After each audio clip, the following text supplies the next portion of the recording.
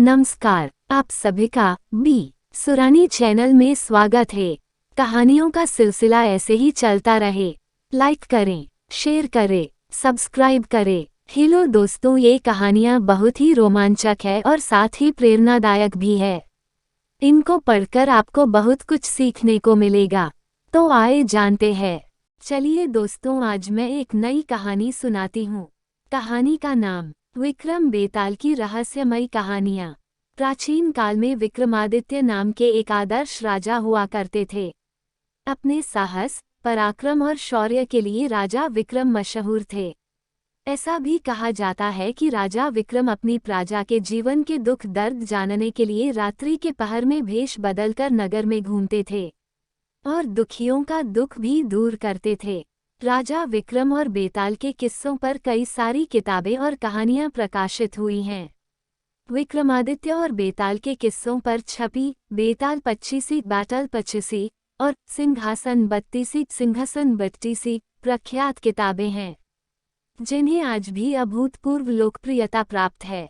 प्राचीन साहित्य वार्तालेख बेताल 25 महाकवि सोमदेव भट्ट द्वारा 2500 वर्ष पूर्व रचित किया गया था और उसी के अनुसार राजा विक्रम ने बेताल को 25 बार पेड़ से उतार कर ले जाने की कोशिश की थी और बेताल ने हर बार रास्ते में एक नई कहानी राजा विक्रम को सुनाई थी।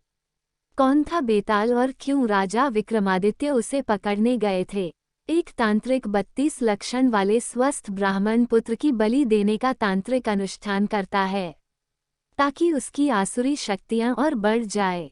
इसी हेतु वह एक ब्राह्मण पुत्र को मारने के लिए उसके पीछे पड़ता है, परंतु वह ब्राह्मण पुत्र भागकर जंगल में चला जाता है और वहां उसे एक प्रेत मिलता है जो ब्राह्मण पुत्र को उस तांत्रिक से बचने के लिए शक्तियां देता है और वहीं प्रेत रूप में पेड़ पर उल्टा लटक जाने को कहता है और यह भी कहता है कि जब तक वह उस पेड़ पर रहेगा तब तक वह तांत्रिक उसे मार नहीं पाएगा। वही ब्राह्मण पुत्र बेताल होता है। कपटी तांत्रिक एक भिक्षुक योगी का स्वांग रचता है और राजा विक्रम के पराक्रम और शौर्य गाथाओं को सुनकर अपना काम निकलवा लेने का जाल बिछाता है और राजा विक्रम को यात्रा के दौरान प्रतिदिन एक स्वादिष्ट फल भेंट भेजता है जिसके अंदर एक कीमती रत्न रूबी होता है। इस भेद का पता लगाने राजा विक्रम उस भिक्षुक की खोज करते हैं। अंततः राजा विक्रम उसे खोज लेते हैं।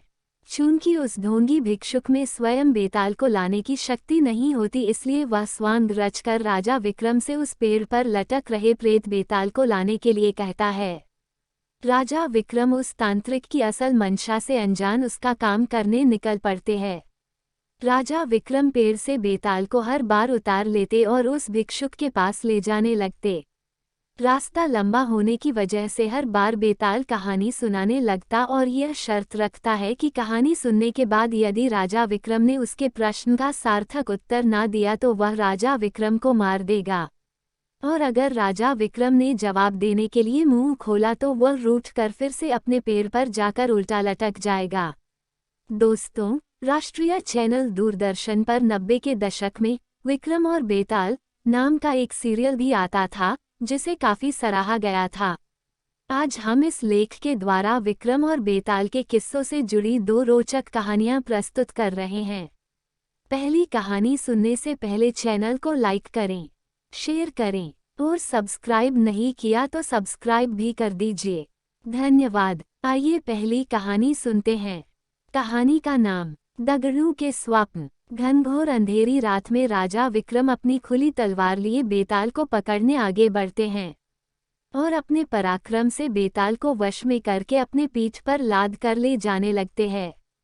सफर लंबा होने के कारण बेताल राजा विक्रम को कहानी सुनाता है और हमेशा की तरह शर्त रखता है कि अगर कहानी सुनने के बाद तुमने उत्तर देने के लिए मुंह खोला तो मैं उड़ जाऊंगा। बेताल कहानी सुनाना शुरू करता है।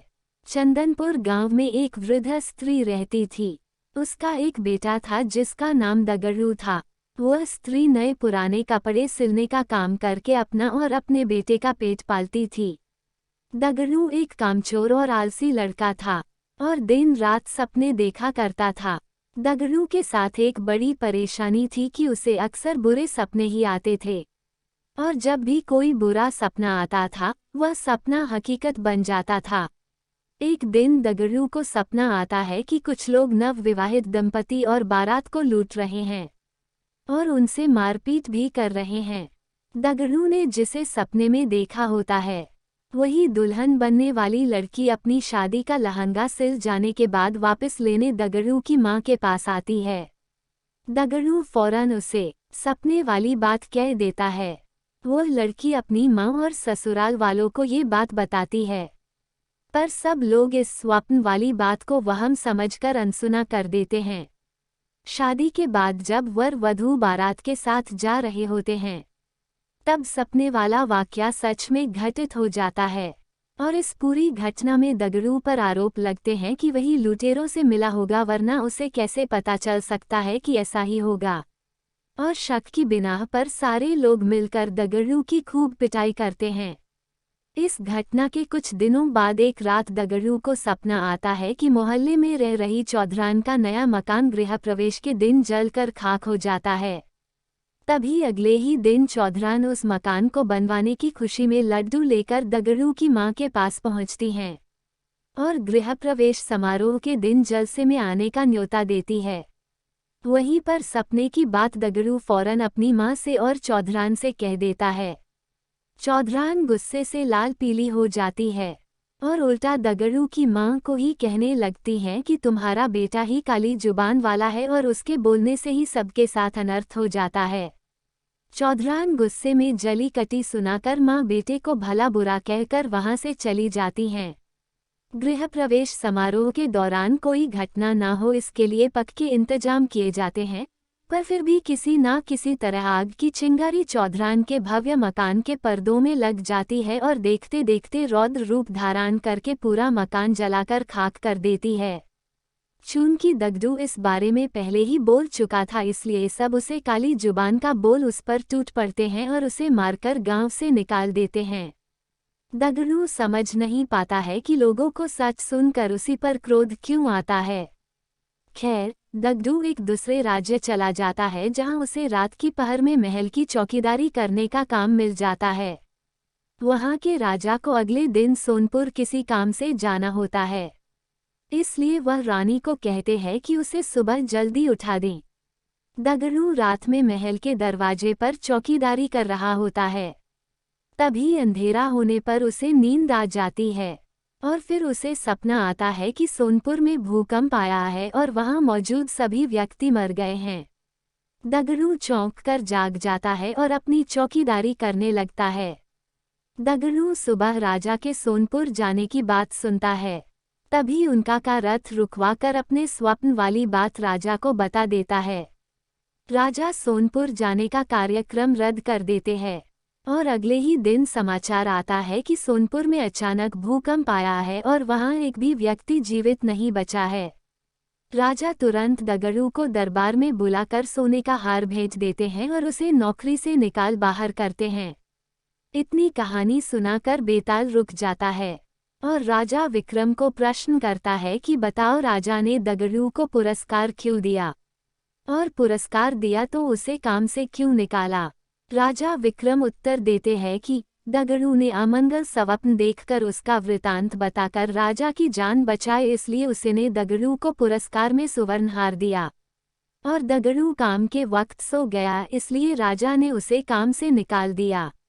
बेताल अपनी शर्त के मुताबिक राजा विक्रम के उत्तर देने के कारण हाथ छुड़ाकर वापस पेड़ की ओर उड़ गया। दूसरी कहानी सुनने से पहले चैनल को लाइक करें, शेयर करें और सब्सक्राइब नहीं किया तो सब्सक्राइब भी कर दीजिए। धन्यवाद। आइए दूसरी कहानी सुनते हैं। कहानी का नाम राजा चंद्रसेन और नवयुवक सत्वशील की कहानी। समुद्र किनारे बसे नगर ताम्रलिपि के राजा चंद्रसेन के पास सत्वशील नाम का युवक नौकरी मांगने आता है, पर चंद्रसेन के सिपाही सत्वशील को उनके पास जाने नहीं देते हैं। सतुशील हमेशा इसी ताक में रहता है कि किसी तरह राजा से मिला जाए। एक दिन राजा की सवारी जा रही होती है। गर्मी अधिक होने के कारण राजा चंद्रसेन को बहुत तेज प्यास लग जाती है।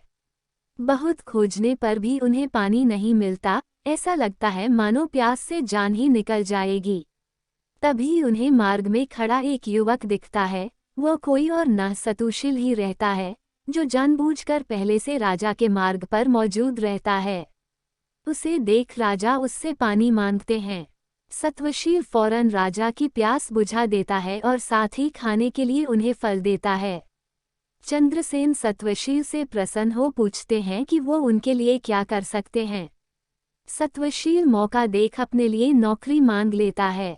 राजा चंद्रसेन उसे काम दे देते हैं और कहते हैं कि वो उसका उपकार याद रखेंगे। धीरे धीरे सतुशील राजा का करीबी बन जाता है। एक दिन राजा उससे कहते हैं कि हमारे नगर में काफी बेरोजगारी है और पास में एक टापू काफी हरा भरा है। अगर उस टापू पर जाकर खोज की जाए तो हो सकता है हमारे नगर के लोगों के लिए वहां कोई अवसर निकल आए। सत्वशील तुरंत खोजबीन करने का बीड़ा उठा लेता है और राजा चंद्रसेन से एक नाव और कुछ सहयोगी प्राप्त करके समंदर में टापू की ओर निकल पड़ता है। टापू के पास पहुंचते ही सत्वशील को एक झंडा पानी में तैरता नजर आता है। उसे देख सत्वशील तुरंत हिम्मत करके पड़ताल करने के लिए पानी में कूद पड़ता है। सत्वशील अचानक खुद को टापू की जमीन पर पाता है, जहां एक सुंदर युवती संगीत सुन रही होती। वह उस टापू की राजकुमारी होती है और उसके आसपास अन्य युवतियां भी होती है। सत्वशील उसे अपना परिचय देता है और राजकुमारी सत्वशील को भोजन करने का प्रस्ताव देती है और खाने से पहले एक पानी के छोटे तालाब में स्नान करने को कहती है। सत्वशील जैसे ही पानी में नहाने जाता है वो खुद को ताम्रलिपि के महल में राजा चंद्रसेन के पास पाता है और इस चमत्कार को देख चंद्रसेन भी चकित रह जाते हैं। चंद्रसेन खुद इस रहस्यमय जगह पर जाने का फैसला कर लेते हैं और वहां जाकर उस टापू को जीत भी लेते हैं। उस टापू की राजकुमारी विजेता चंद्रसेन को उस टापू का राजा घोषित करती हैं। जीत की खुशी में राजा चंद्रसेन उस राजकुमारी से सत्वशील का विवाह कराने का आदेश दे देते हैं और उस क्षेत्र की रक्षा और प्रतिनिधित्व का भार सत्वशील को सौंप देते हैं। इस तरह चंद्रसेन सत्वशील के उपकार का बदला चुकाते हैं। इतनी कहानी बताकर बेताल चुप हो जाता है और राजा विक्रम से प्रश्न करता है कि दोनों में से अधिक बहादुर कौन था, सत्वशील या टापू जीतने वाला राजा चंद्रसेन। राजा विक्रम तुरंत उत्तर देते हैं कि सत्वशील अधिक बहादुर था, क्योंकि जब टापू के पास उसने पानी में झंडा देखकर छलांग लगाई तब वह वहां की स्थिति से अनजान था। वहां मौत का खतरा भी हो सकता था, पर राजा चंद्रसेन तो पूरी बात जानता था और वह सेना की मदद से जीत हासिल कर पाया। इसलिए सत्वशील अधिक बहादुर था। एक बार फिर राजा विक्रम के मुंह खोलते ही बेताल उड़ गया और पेड़ पर जाकर उल्टा लटक गया। आप सभी ने कहानी सुनी, इसलिए धन्यवाद। नई कहानी सुनने के लिए चैनल को लाइक करें, शेयर करें, सब्सक्राइब करें। धन्यवाद।